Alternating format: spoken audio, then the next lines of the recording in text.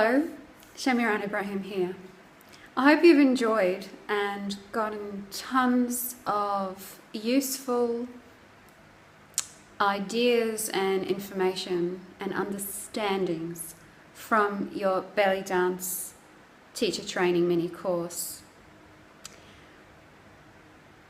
What I've been able to distill and put in the videos really is the tip of the iceberg of what any Middle Eastern dance teacher or any of the fusion styles teacher really needs to run a business on an ongoing basis, successfully keep the fire of her passion going, professionally hand over that passion to the students and make that the experience of the students, and then be rewarded with the appreciation of those students with remuneration and profit. Really, you need passion, professionalism and profit, or else the business won't last. It can run on your own steam and whatever savings you have put aside, or a business loan you took out to start school potentially for a while, but you need the skills and the tools to keep that fire going, to keep everything within the boundaries of professionalism, and then to reap and receive that reward of profit. And that profit goes back into your business, of course, and allows you to do what you love to do. At the end of the day, if the business isn't making profits, you have a hobby. And a hobby, teaching belly dance, is absolutely fine, but you will need another job to do that. And you'll need another way of creating an income. That's just reality. I know a lot of teachers, though, they love the dance so much. They really want to dive in and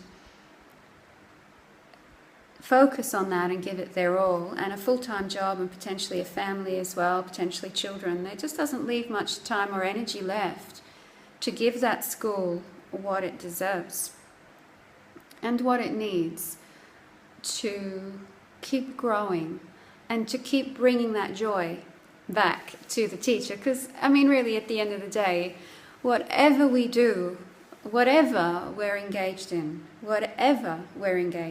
if it's not bringing enjoyment back after all is said and done, it's not doing its job. So these aspects of teaching and questions that I'm encouraging you to start asking and to find answers for, and to also, of course, study with the teacher training program, they are there to ultimately increase your and your students' enjoyment.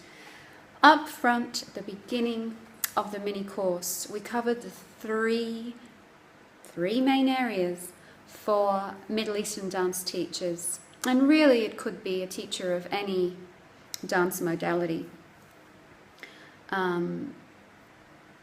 One is to do with, the first one really that comes to mind for most teachers, especially when they're about to start teaching, is, oh my God, how do I teach the movements? It's been so long since I was a beginner, I can't remember what a beginner's like. And very often they target what they're saying in class on a higher level, and the beginners are just lost.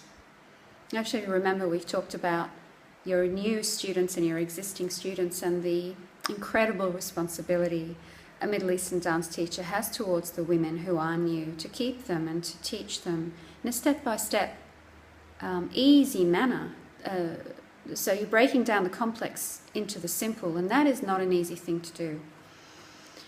I did that with the belly dancing from the heart method. It's done for you, especially for beginners and continuing beginners. The method will take your students on a proven, tried and tested journey over the first year with you. First 4 terms. After that, they're into intermediates, early intermediates, and you can grab any DVD out there that gives you little routines, and you can then start mixing the routines up with their free dance, all based in excellent technique.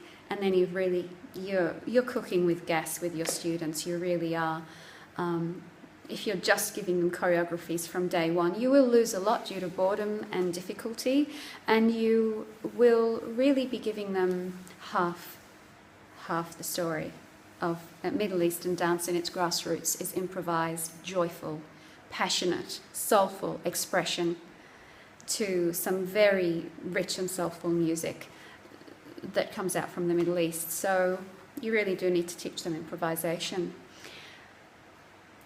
That happens in the first year. If you leave it for later for more advanced levels, it's actually too late. Then they've got this terror, this fear of improvisation.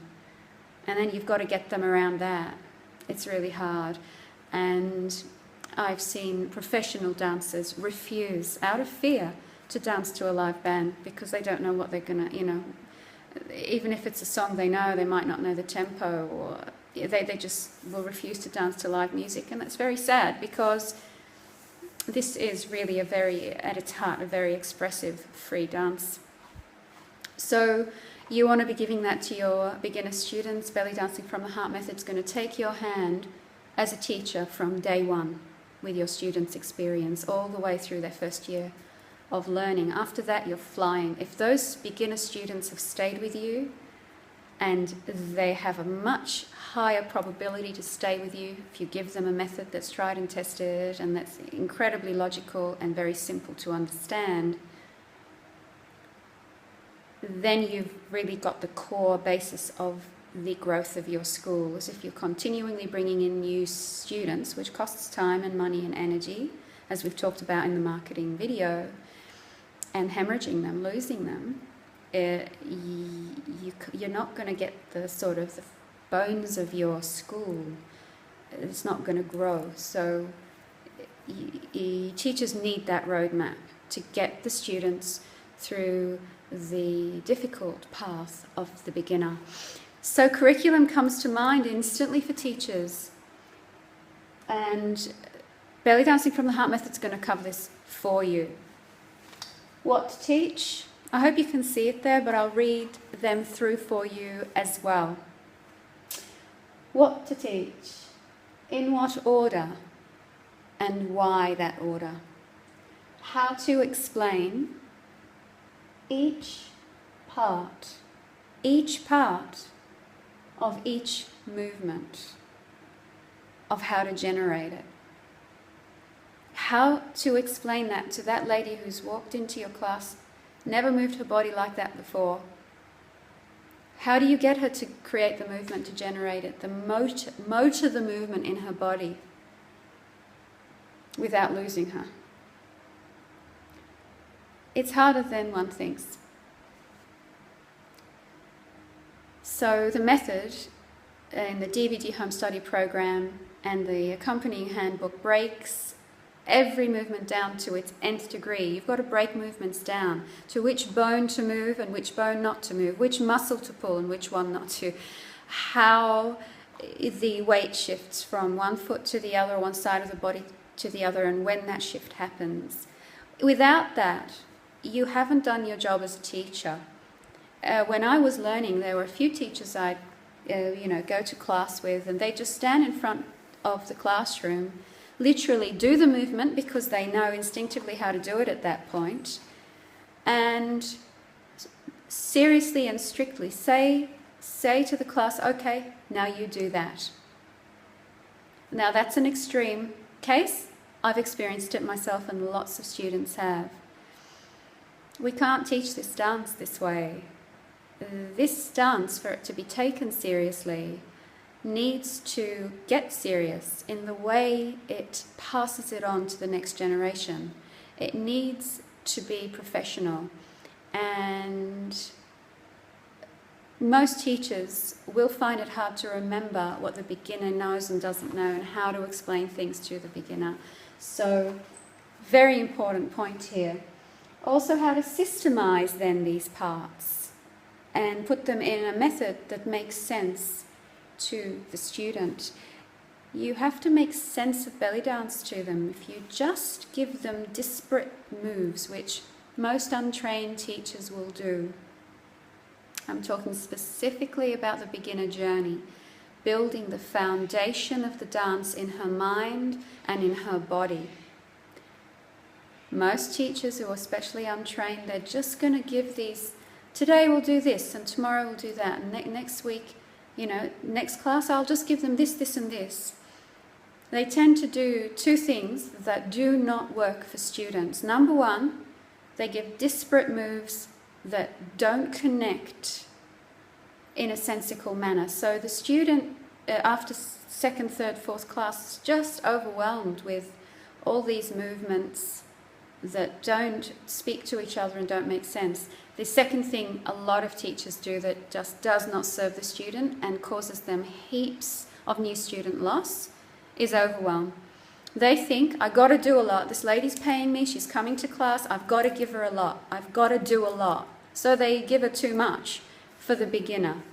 Lo and behold, the lady leaves and never comes back because she leaves with an incorrect assumption that she can't do this. Well, the teacher's got to be right because she's the authority. If the teacher gives me 5, 6 different moves, then I should be able to do it. So she walks away, defeated, feeling belly dance isn't for her, she can't do it. Every woman in the Middle East can belly dance, at least simple movements. You'll see them at the weddings, you'll see them in the gatherings, at every age and every body type. So it's an organic dance. Every woman can do it. Now, unless there's a major injury in the back or something like that, but generally speaking, with a general level of health and even with a 0 level of fitness, a woman can generate the movements of this oh so organic feminine dance. So to lose a student thinking she can't do it really is the teacher's responsibility. Not using a proper method will create that. How to structure each class and course, how to create original curriculum, so once you've taught them the beginner level, how to sort of think about curriculum a bit, how to do drills and exercises and what really works for that, music interpretation for the basic foundation level, especially to Western women who don't understand Arabic music, how to add fun, enjoyment and spirit to your classes. Really important. A lot of teachers get so serious and think, I've got to keep this very serious. People are coming here and paying me money. And there's no soul in the classroom. And that really is missing the heart of belly dances. Joyful gatherings and celebrations. This is a joyful dance of expression and sensuality and womanhood. So I give you actual ways of increasing that in your classroom experience. What not to do in class is as important as what to do. Cover a little bit of warm-up and stretch down ideas. What to teach to beginners to honour them and honour their journey. And what to teach to continuing beginners, I'm not sure if you can see that because of the reflection, to honour their journey. How you do that in the one classroom, very difficult for teachers who haven't been trained and also especially for beginner teachers. So that covers the usually the first question or area that comes up for most teachers and teachers in training is, what do I teach, when and how and why? Okay, so the second area teachers starting out or teachers in an ongoing school tend to sort of instinctively know they need to address is the business side of things. Sorry about the glare there. It is the business side of things, and the program will cover that in detail as well. And it will cover powerful business intentions and how to set them, successful business structures, effective class structures, in how that affects the business itself and the running of the business, and your self-care inside of the business, so you're not overdoing it. You know how to economize on your energy and how to make your classes work the best way possible, energetically and financially for you. Of course, it covers a little bit about what you need for insurance, and the very important subject of attracting students, the lifeblood of your business, attracting new students and keeping existing ones. And of course, the accompanying subjects that are branding and marketing and advertising, to keep bringing in the right student for you and for your intentions in the business, to keep your passion and joy going in the business by attracting the right students and a healthy, abundant number of students to keep it going. It's very demoralizing teaching 4 or 3 students on an ongoing basis because you don't know how to market your business or because your marketing attempts aren't working. It's very demoralizing. If you're putting yourself out there to be a teacher, you're following your heart and you're listening to the call of your spirit to teach, you deserve a full class. Yeah. And a little bit of a segment about starting out as well, especially for those teachers who are teachers in training, teachers to be, who don't have their school already, especially for them, but everything also applies to teachers who've been teaching for years and just need better ways and more effective ways of doing what they're doing. Okay, and last but not least, the third main area for belly dance teachers and teachers of all types of fusion and the offshoots and the modern offshoots of the dance as well, is absolutely central. Really, it is a subject for any teacher of any subject anyway. And it's the craft of teaching, or teaching craft. Very little spoken about in the industry. People tend to focus on technique.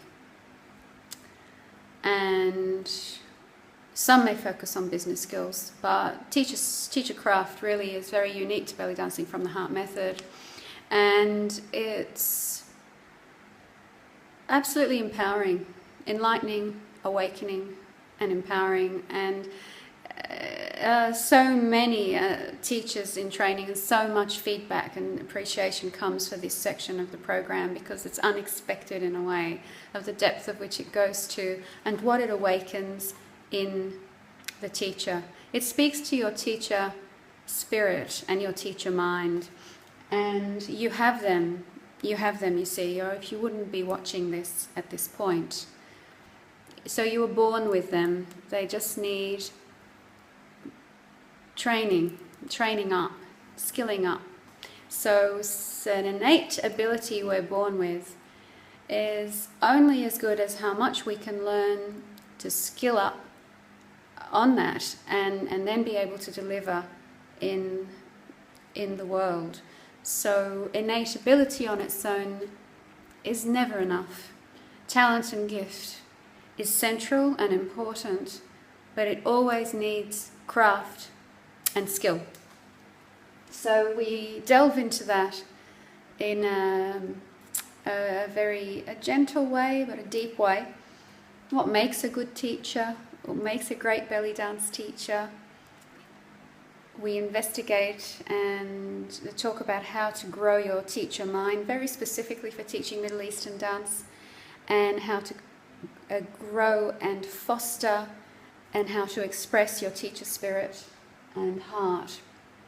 And then the necessity for balance, and how, in fact, that your power as a teacher comes from your ability to strike a balance, both powerfully present in everything you do, teacher mind and teacher spirit. Both need to be powerfully present. Both need to be awake and alive and skilled and ready. So it comes into your creative power, how to own your creative power, how to understand what the creative process actually is, how to apply it in your teaching, and how to bring that balance as well. And as well, especially important is teacher craft for how to teach beginners. Beginners are a different breed to your new beginners, are a different breed to your later sort of beyond beginners and intermediates. They are super sensitive, super judgmental of themselves, easy to feel defeated, and there is a specific way of handling them with love and service. It's really handled with care.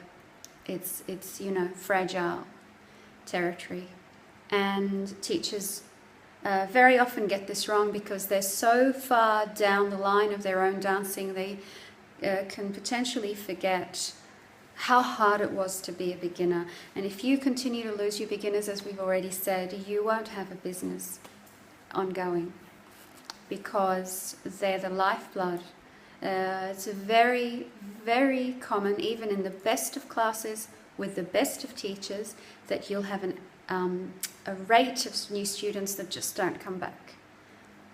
If you're doing a stellar job of teaching, really it's not then your fault in a sense. But it's just adult learning. It tends to really bring up a lot of stuff for people. If they don't see themselves doing it well really quickly, they can leave. So your job is to give it to them in the most amazing way, a most beautiful way of delivering those classes to them and delivering the dance to them from day one. As long as you've done your job, then you are feeling okay then. But just to know that there always will be ladies who just find it too hard and don't come back. So you, as a businesswoman, continually need to bring in those new students. But it usually takes a lot of time, money and energy for those new students to actually book in to your course and come in through the door. At that point, it's up to you. They're in your hands. And I always say to my teachers in training, it's not just about you and your business. It's about the industry. It's about the future of the dance. And it's also about an incredibly important factor in all of this. It's that this woman has heard what I call the call of the wild to come to your class. For a Western woman to come to a belly dance class, it takes a lot of courage, usually for most women, especially if they're not very young, like if they're in their 30s or 40s or 50s, and a lot of students are, usually takes a lot of courage to cross over a line of inhibition and fear. Am I going to be any good at this? Fear of failure, sometimes fear of success, fear of shining and being this beautiful, juicy, sensual woman. A lot goes into crossing that line to come to you, to your class. She's heard the call of the wild. Belly dance has spoken to her spirit. She's heard the call, like you heard the call to teach.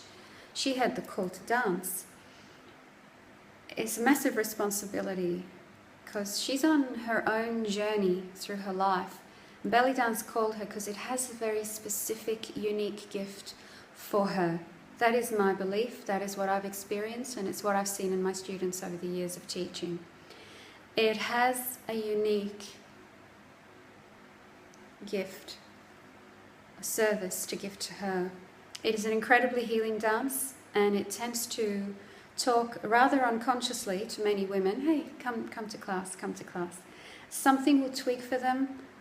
I'm going to go try that out. They may not consciously know what part of them is about to go on a journey of self-expression, a journey of artistic liberation, a journey of physical opening and expression, a journey of emotional awakening, a journey of energetic upliftment. Such an amazing journey. I don't actually know of any other modality in the world that does it so specifically for women, specifically for the feminine, in such a powerful, organic, subtle, gentle and joyful way. It's amazing. Belly dance is amazing. And you are amazing for being a teacher or a wanting to teach. this amazing dance. I salute you from all my heart, and I honour the teacher spirit in you. And I am here in service of that. The program is available to you at a special offer. You'll see it on this page or in the video. Please take advantage of that offer if this has spoken to you in any way. If you have any questions, please drop me an email as soon as you can. If you've received this in an email, just hit reply, or if you're seeing it on the website, obviously just go to the contacts page. Any questions, shoot it through. I'm here, and I'm happy to have a 20-minute Skype session with anybody, wherever you are around the world. As we talk, we process our thoughts and feelings. Talk is very powerful, so feel free to take that option. And I've loved filming this for you. Knowing that it's going to reach hundreds and hundreds of women around the world is very touching, maybe even in the thousands. Belly Dancing from the Heart method at the point of filming these videos is being taught by 283 teachers around the world since its inception in 2007 as a product for home study. Belly Dancing from the Heart method was created by me back in 2003 when I started teaching, just after I gave birth to my beautiful son. So a lot of creativity came pouring forth after giving birth, and it got packaged. After years of trial and error with thousands of women and their daughters, I put it in a program. I heard the call to do that, and I did. I haven't regretted it. I've loved the journey. I get to connect with beautiful teachers around the world, some from really remote areas where they just contact me and say, Shemiran, I don't have any teachers around me, but I really want to teach this. And, you know, it gives me goosebumps like right now, it does. Those ladies out there, and this program, you know, goes out to them and enhances their life and their joy and that of their students. So I look forward to hearing from you if you need anything, and all the best in this very precious of journeys, the journey of being a belly dance teacher.